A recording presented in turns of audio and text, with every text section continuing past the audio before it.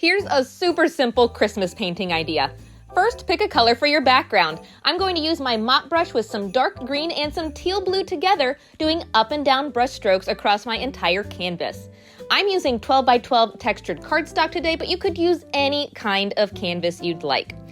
Then, once you have your background completely covered, dry it and pick a color for a Christmas tree. We're going to have a tree poking in from the left side of the canvas. I'm using bright green, yellow, and white together on a size 6 round brush.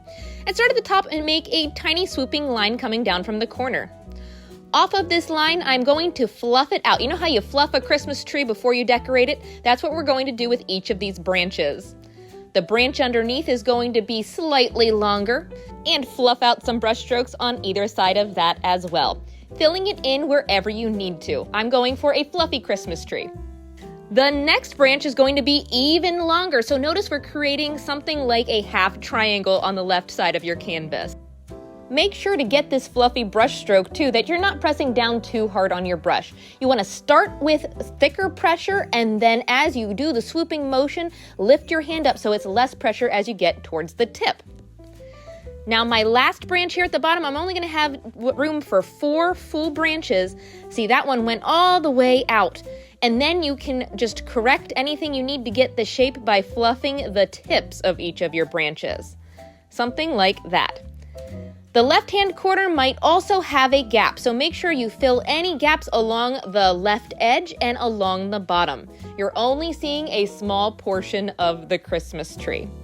So I fluffed in all along the bottom and around the top some more, like that. Have fun with it. And then you could keep it like that. It's giving me Grinch vibes. I really like it so far. But let's add some snow to this as well. This is optional. I just took some white paint on my brush and added white brush strokes just spaced in all around the green.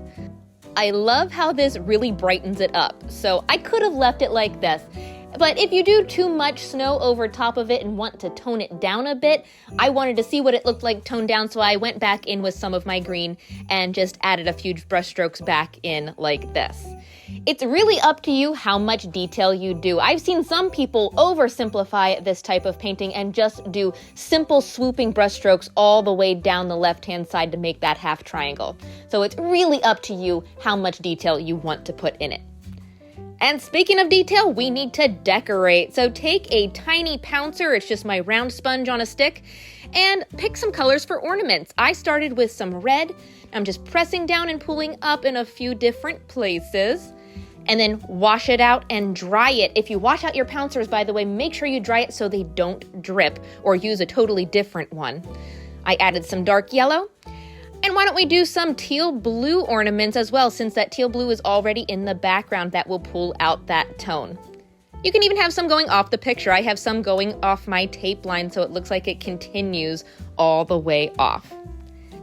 And you could leave the right-hand side plain, but I'm going to add a word because that's what most people do. Most people use the word joy. I'm just going to freehand that in there. I wish I had a stencil. You could do any word you want there. Even seen some people use a snowflake for the letter O. And speaking of the snow, let's add some splatter snow. This is my first splatter snow painting of the year. I like to take a brush with some watered down white paint and just smack it over top of another brush. Other people like to use their finger and a toothbrush or a stiff bristle brush. That's entirely up to you. But if you don't want the mess and you like a little bit more control, you could even use the back end of a paintbrush and add some individual snowflakes like this. Entirely up to you. Doesn't that add a little sparkle? I like it. Let's dry it.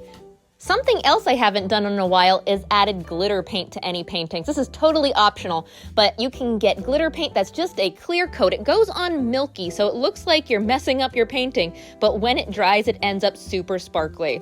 Can't have Christmas without some sparkle.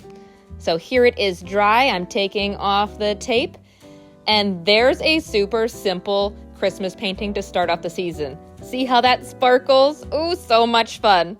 If you try it, I'd love to see how it turns out, and have a great weekend. Happy painting, everybody.